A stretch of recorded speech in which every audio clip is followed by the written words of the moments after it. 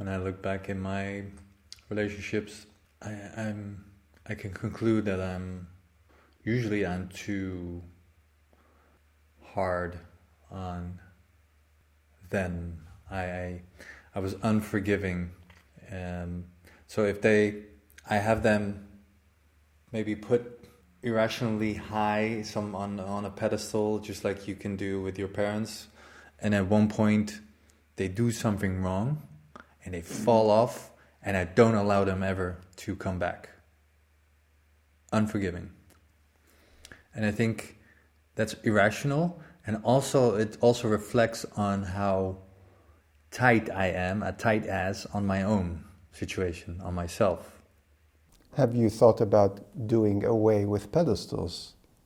Because I used to do that, and then I'm like, pedestals are an illusion. Oh my God, there's so much freeing without them. Yes, yeah. And I think for me that that ended by putting my parents on a pedestal. No, that's not the same thing as still being a part of this waterfall that you've been rightly placed underneath your parents because you're a product of your parents, and things flow from that. You don't need to put yourself above your parents because you know better or whatever. No, but the pedestal thing, I think it's part of growing up, I would say. I think the pedestal was invented in a patriarchal or dictator-like society, which guarantees that the household is going to follow through and abide by whatever the commands are of the head of the family. And we've just inherited that system, and then how dare you, question me, how dare you question my authority? That still sounds very much like some political systems around, and a lot of households around the world. Most of them, dare I say. And when the offspring realize that, it doesn't have to be like that. My father doesn't know all the answers. He doesn't have all the money. He cries sometimes. He's a little coward at times.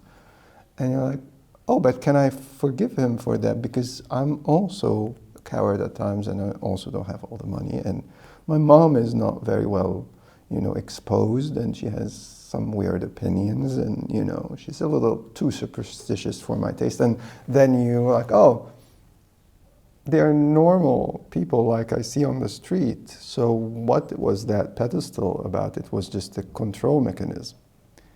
Right. Because now you dare talk back, you dare say, I don't think you have the entire truth. How about this? Or let me, chip in because you don't have all the money, or whatever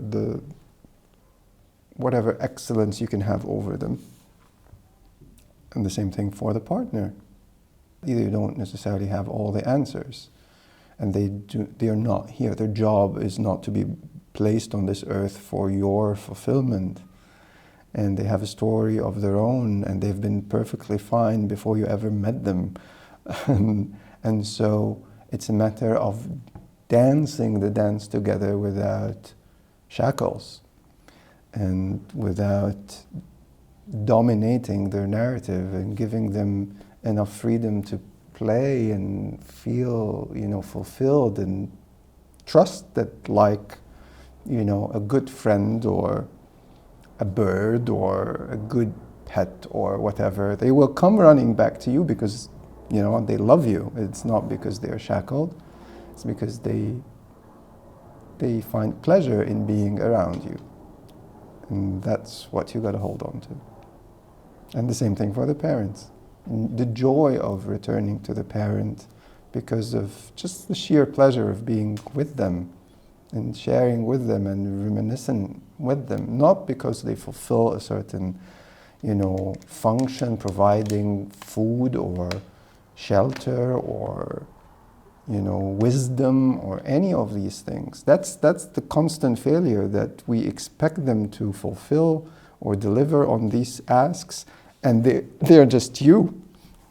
They are just you. You're like, I don't know if I know any better. I'll just try my best. But they can put on a lot of masks like, I know better because, I've had 30 years over you.